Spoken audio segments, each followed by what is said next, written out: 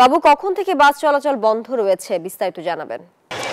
সকাল 8টা থেকেই এখানে শ্রমিকরা মাঠে নেমে আসে। তারা রাস্তায় নেমে সিএনজি চালিত অটোরিকশাগুলো থেমে দেয় এবং মাটিডালি যে বিমানমোড় সেখান থেকে যাত্রীদেরকে আমরা হেঁটে যেতে দেখেছি।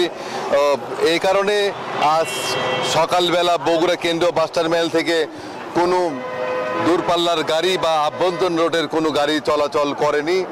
মালিক সমিতির দু একজনের সাথে আমরা কথা বলেছি যে তাদেরকে গতকালই মোটর শ্রমিকের নেতারা জানিয়েছেন যে বগুড়া জেলা মোটর শ্রমিক ইউনিয়নের সহ সাধারণ সম্পাদক আনোয়ার হোসেন রানা আর একজন নির্বাহী সদস্য হযরত আলীকে ব্যবসায়ীদের দ্বন্দ্বে মারপিটের ঘটনায় তারা এই সিদ্ধান্ত নিয়েছেন এবং এই হামলার ঘটনায় দৃষ্টান্তমূলক শাস্তি নিশ্চিত না হওয়া পর্যন্ত তারা কিন্তু এই ধর্মঘট অব্যাহত রেখেছে। আমরা আরেকটি বিষয় দেখেছি যে সকাল থেকেই বগুড়ার মাটিডালি বিমান মোড়ে সহ বিভিন্ন স্থানে মোটর শ্রমিকদের সদস্যরা তারা অবস্থান করছেন।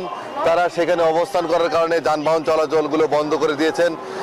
যাত্রীরা দুর্ভোগে পড়ছেন। যাত্রীরা বিকল্প পদ্ধতিতে ইজি বাইক এবং অটোরিকশা চলাচল করছে।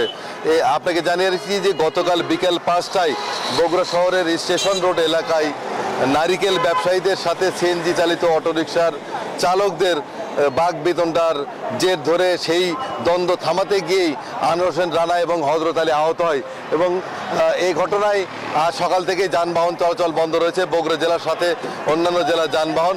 তবে ঢাকা থেকে ছেড়ে আসা যে দূরপাল্লার যানবাহনগুলো রয়েছে সেগুলো স্বাভাবিকভাবেই চলাচল করছে বলে আমরা দেখতে পেয়েছি বগুড়া রংপুর ঢাকা মহাসড়কে। তো যতক্ষণ পর্যন্ত সুরাহা না হবে ততক্ষণ পর্যন্ত তারা এই ধর্মঘট অব্যাহত রাখবে বলে জানা গেছে। এই ছিল বগুড়া থেকে সর্বশেষ। ফিরে যাবো স্টুডিওতে। এই ঈদে জামা জুতো অ্যাক্সেসরিজের ডিসকাউন্ট।